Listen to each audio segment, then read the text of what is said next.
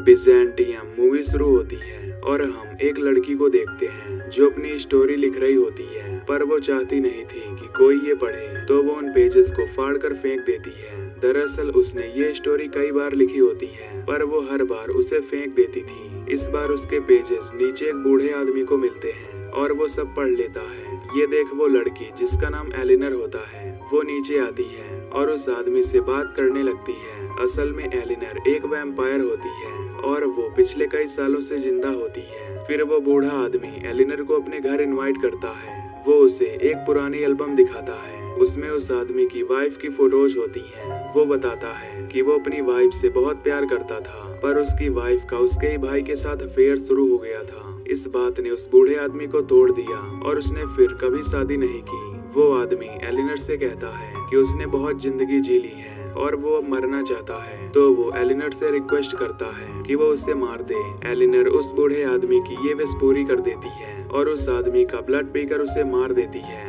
फिर हम एक डांस बार को देखते हैं जहाँ क्लारा नाम की डांसर काम कर रही होती है। दरअसल क्लारा एलिनर की माँ होती है और वो भी एक वैम्पायर होती है। वहाँ बार में डांस करते वक्त एक आदमी क्लारा से बदतमीजी करता है, तो वो उसकी नोच को इंजर्ड कर देती है। फिर वहाँ पर गार्ड्स आकर उन दोनों को दूर करते हैं और वहाँ का मैनेजर क्लारा को ही ब्लेम करता है और उसे बिना पेमेंट दिए वहाँ से जाने को बोलता है। क्लारा इससे बहुत गुस्सा हो जाती है और सीधा काउंटर से पैसे निकाल कर वहाँ से जाने लगती है। तभी वहाँ पर एक आदमी उसके सामने आ जाता है। वो एक एजेंट लग रहा था, जैसे किसी सीक्रेट मिशन पर आया हो। क्लारा उसे देखकर बहुत डर जाती है, तो वो वहाँ से भागती है। वो एजेंट भी उसके पीछे भागता है और फाइनली एक बिल्डिंग की टेरेस पर वो दोनों आमने सामने आ जाते हैं। जैसे ही वो एजेंट क्लारा को पकड़ने वाला होता है, वैसे ही क्लारा वहाँ की एक ग्लास पैनल से नीचे कूद जाती है। वो एजेंट भी उसके पीछे कूद जाता है। नीचे बच्चों का प्लेइंग एरिया होता है, इसलिए ये दोनों एक ट्रेमोलाइन के ऊपर गिरते हैं। वो एजेंट क्लारा से एक ही क्वेश्चन पूछता है कि वेयर इज सी। क्लारा उसे अपनी बातों में फंसाने लगती है। इसके बाद वो दोनों क्लारा के फ्लैट पर चले जाते हैं। वहाँ पर क्लारा उस एजेंट को अपनी बातों में उलझा देती है और मौका मिलते ही उसका गला काट देती है। तभी वहाँ पर एलिनर भी आ जाती है। वो क्लारा से पूछती है कि ये आदमी कौन है, पर क्लारा उसके क्वेश्चंस का आंसर नहीं देती और बोलती है कि जल्दी से तैयार हो जाओ, हम यहाँ से निकल रहे हैं। फिर क्लारा उस आदमी की बॉडी को जला देती है और वो दोनों वहाँ से निकल जाते हैं। क्लारा एलिनर को एक नई जगह ले जाती है। एलिनर कंफ्यूज्ड होती है क्योंकि उसे लग रहा होता है कि वो पहले भी यहाँ आ चुकी है, पर क्लारा उसे कट करती है और जल्दी चलने बोलती है। एलिनर क्लारा से पूछती है कि कितनी बार हमें ऐसे अपनी पुरानी लाइफ छोड़कर भागना पड़ेगा, तो वो उसे समझाती है कि अच्छा बनने के लिए ये करना पड़ता है। दरअसल क्लारा का नेचर होता है कि वो जल्दी से नए लोगों से बॉन्डिंग बना लेती थी, जिससे उसे पैसा और कंपनी दोनों मिल जाते थे। पर एलिनर एक इंट्रोवर्ट होती है, उसे लोगों से कंफर्टेबल होने में काफी टाइम लगता था। वहाँ एलिनर एक रेस्टोरेंट में पियानो बजाने जाती है। उसकी ट्यून सुनकर वहाँ एक वेटर फ्रैंक उसके पास आता है। वो बहुत ध्यान से एलिनर की ट्यून सुन रहा होता है, जिससे वो एलिनर से बात भी करता है। वो उसे अपना नंबर देता है, पर उसके पास फोन नहीं होता। फिर वो वहाँ से चली जाती है। दूसरी तरफ हम क्लारा को देखते हैं। उसे एक आदमी मिलता है जो उसे अपने साथ टाइम स्पेंड करने के लिए पैसे देता है, तो क्लारा उसके साथ जाती है। वहाँ वो आदमी रोने लगता है। वो क्लारा को बताता है कि उसकी माँ की डेथ हो गई है और वो उनका फ्यूनरल छोड़कर भाग आया है क्योंकि उसमें हिम्मत नहीं होती वो सब फेस करने की। क्लारा उसे दिलासा देती है कि तुम अपनी माँ से बहुत प्यार करते हो, इसलिए तुम्हें इतना दुख हो रहा है। इसके बाद वो दोनों बहुत देर तक बात करते हैं। क्लारा को पता लगता है कि उस आदमी का नाम नोएल होता है और वो एक गेस्ट हाउस ऑन करता है। फिर क्लारा अपनी बातों में उसे फंसा लेती है, जिससे अब क्लारा और एलिनर को रहने की जगह मिल जाती है। वो एलिनर को अपनी छोटी बहन बनाकर ले जाती है। अब क्लारा उसी होटल में अपना रेड लाइट वाला बिजनेस करने का प्लान करती है ताकि उसे ज्यादा मेहनत भी न करनी पड़े और उसकी लाइफ भी सेटल हो जाए। उस रात जब एला सो रही होती है तो उसे एक बुरा सपना आता है, जिससे सुबह उसका मूड ठीक नहीं होता। तब नोएल उसे समझाता है कि यहाँ वो पूरी तरह से सेफ है, इसलिए उसे ज्यादा टेंशन लेने की जरूरत नहीं है। एला नोएल को सब सच बताना चाहती थी क्योंकि वो दिल का अच्छा होता है, पर क्लारा ने एला को धमकी दी थी कि अगर उसने नोएल को कुछ भी बोला तो वो नोएल को ही मार देगी। एक दिन जब एला कहीं जा रही होती है तो वो फ्रैंक से टकरा जाती है, जिससे फ्रैंक साइकिल से नीचे गिर जाता है। इससे उसके हाथ में चोट लग जाती है और खून निकलने लगता है। वो खून रुक ही नहीं रहा होता तो एला फ्रैंक को उसके घर ले जाती है। वहाँ फ्रैंक के पेरेंट्स जल्दी से उसे हॉस्पिटल ले जाते हैं। दूसरी तरफ क्लारा लोगों का शिकार करके उनका खून पी रही होती है क्योंकि वो अब कमजोर हो चुकी थी। फिर एला फ्रैंक को मिलने हॉस्पिटल में जाती है। वहाँ उसकी माँ एला को बताती है कि फ्रैंक को एक टाइप की बीमारी है जिसमें अगर एक बार कहीं से खून निकलना चालू हो जाए तो रुकता ही नहीं है। एला फ्रैंक का खून पीकर उसे मारने का सोचती है पर वो ऐसा नहीं कर पाती। फिर एला ऐसे इंसान की तलाश करती है जिसका वो खून पी पाए। फिर उसे हॉस्पिटल में एक बूढ़ी औरत मिलती है तो वो उसका खून पी लेती है। आगे हम देखते हैं कि अब एला को उसके माँ के रूल्स फॉलो करना पसंद नहीं आ रहा था। अब एला एक CLG में एडमिशन लेती है। फ्रैंक भी वहीं पढ़ता था। एक दिन उनके टीचर केविन उन्हें अपनी लाइफ की स्टोरी लिखने का बोलते हैं। एला और फ्रैंक बहुत क्लोज आ चुके थे, इसलिए एला फ्रैंक को बोलती है कि हम कभी एक नहीं हो सकते क्योंकि इससे हमें खतरा है। फिर एला वहाँ से चली जाती है और एक शांत जगह पर जाकर अपनी स्टोरी लिखने लगती है और हम फ्लैशबैक में उसकी स्टोरी देखते हैं जहाँ पहले जब क्लारा टीनेजर थी।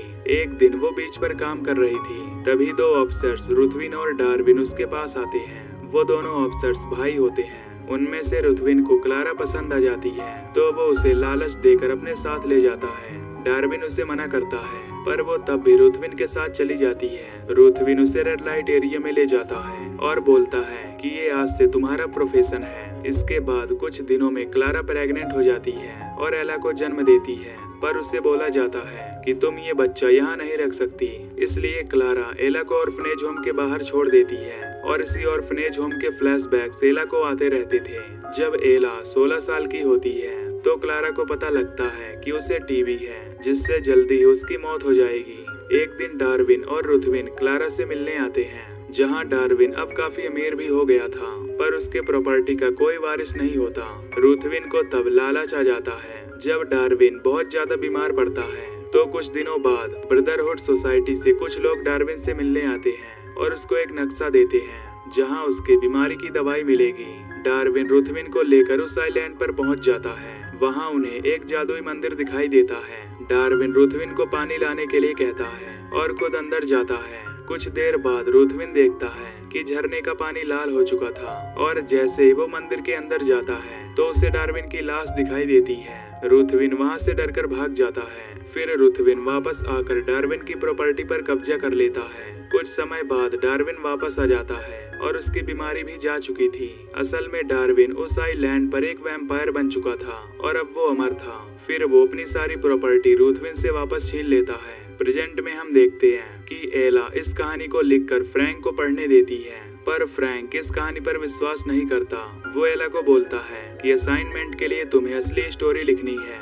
एला उसे बताती है कि ये सब उसने असाइनमेंट के लिए नहीं लिखा है, उसने इसीलिए ये लिखा होता है ताकि फ्रैंक एला की सच्चाई जान सके। पर अभी भी फ्रैंक उस पर भरोसा नहीं करता और डायरी अपने टीचर केविन को दे देता है। फ्लैशबैक में हम देखते हैं कि इतना सब होने के बाद भी रुथविन को डार्विन ने वो नक्शा दे दिया था ताकि वो भी उसकी तरह वैम्पायर बन सके।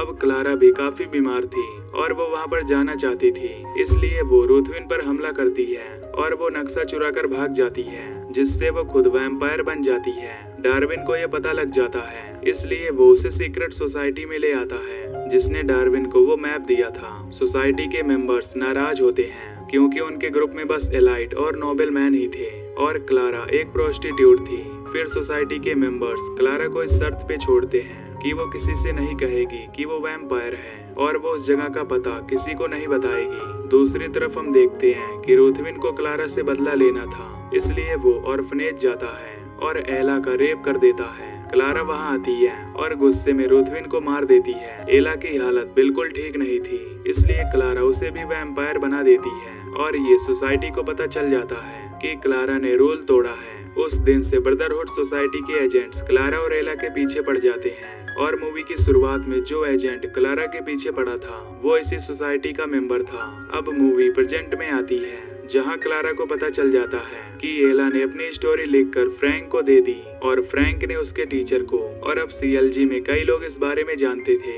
एलिनर अब फ्रैंक से प्यार करने लगी थी पर फ्रैंक को बीमारी थी, इसलिए वो ये डिसाइड करती है कि फ्रैंक को भी वैम्पायर बना के वो हमेशा साथ रहेंगे। यहाँ दूसरी तरफ एला के टीचर केविन क्लारा को मिलने बुलाते हैं और एला की स्टोरी की सच्चाई पूछते हैं। क्लारा गुस्से में केविन को मार देती है और एला पर भी बहुत गुस्सा करती है। उन दोनों में बहस होती है। एला घर छोड़कर निकलने लगती है। क्लारा उसके पीछे जाती है और नोएल उसे रोकने जाता है और इसी सब में नोएल नीचे लिफ्ट के गैप में गिर जाता है और लिफ्ट में एला होती है जो वहाँ पर फंस जाती है। तो क्लारा उसे वहीं छोड़कर फ्रैंक को मारने जाती है क्योंकि उसे भी सारी कहानी पता होती है। जैसे ही क्लारा वहाँ से जाती है, यहाँ ब्रदरहुड सोसाइटी के मेंबर्स आकर एला को पकड़ लेते हैं। क्लारा उसे बचाने वापस आती है पर वो लोग उसे भी पकड़ लेते हैं। अब वो लोग इन्हें पकड़कर एक शांत जगह पर ले जाते हैं ताकि उन्हें मार पाएं। पर वहाँ डार्विन आकर क्लारा और एला को बचा लेता है क्योंकि वो पहले से क्लारा को पसंद करता था। क्लारा भी एला को अपनी जिंदगी जीने के लिए आजाद कर देती है और खुद डार्विन के साथ रहने लगती है।